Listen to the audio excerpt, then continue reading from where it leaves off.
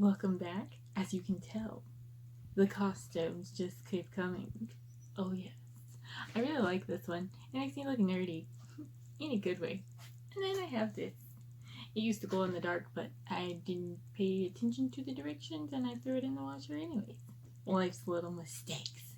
But it's okay, because I got pictures of me in it where it is glowing. So, anyways, today I will be reading to you from Creatures of Habit.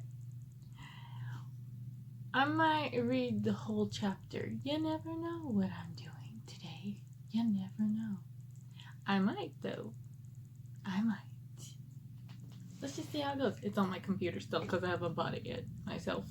Anyways, now let me slide this sucker over here.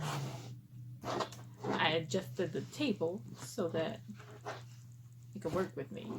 I couldn't fit my desk back off in here because I got the baby plaything in here. Yeah. We'll be expanding soon. Anyways, I sat there in the coffee shop wondering why the hell I even bothered showing up. It was starting to snow outside, and I would have preferred to be in the comforts of my home in front of the television. Nothing he said could ever make up for what he had done. I hated how weak he made me feel. Ties needed to be severed, and the only way that was ever going to happen is if I cut them myself. He had this way of luring you in and making you feel like shit after falling into his trap. I needed to break free of him and his toxic mentality. The past was over, and he seemed to be doing all right now. I blew the steam off my coffee and took a sip.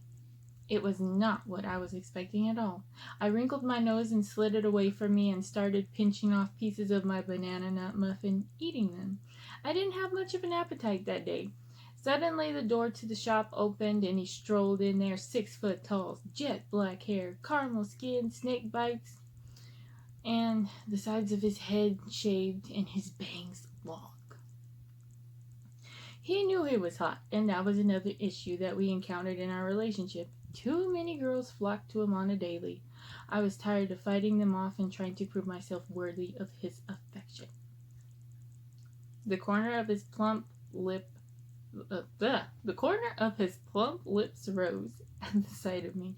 I forgot how to breathe for a second. I couldn't help but relish in the moment because I knew that this had to be the very last time I let him get to me like this. He took a seat in front of me and removed his leather jacket. That day he wore a black sweater with a skull chain around his neck. I couldn't help but melt. I was surprised that you wanted to meet me today. You usually are going on about your college schedule and my work schedule not correlating. When he grinned, his dimple showed in the corner of his mouth.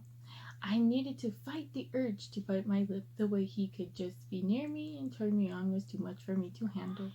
We need to talk. I took a sip of my coffee and averted his gaze.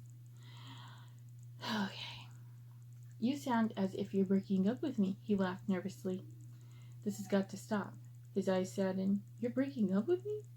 You keep stressing me out. Every time I look up, there's some girl trying to get with you, and then her man is trying to kill you off because of it.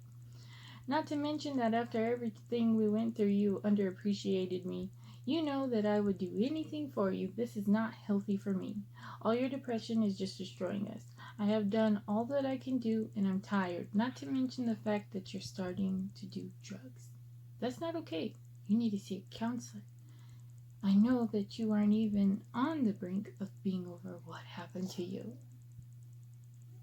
Tears began to flood his big blue eyes, and he lowered his head, rubbing his hands together nervously on his lap. You know that I just can't let you go. His voice broke, as did my heart, as it often did over and over again. I couldn't bear to look at him. You said that we would be together till we died. I'm not going to let you break that promise to me. I can see himself shaking his head in my peripheral vision. You can't make me stay. He walked over to my side of the table and spun me around to face him. He got down on his knees with tears streaming down his cheeks. Please don't leave me to the dark. You know that I can't survive without you, he begged. Please stop. A tear escaped the corner of my eye. You are beyond my help. At this point, I just think it would be better for the both of us if we went back to being friends. There is less expectations and pressure. You need to let go of the past, and I know that it is not going to happen overnight. You need help. And that concludes today's reading.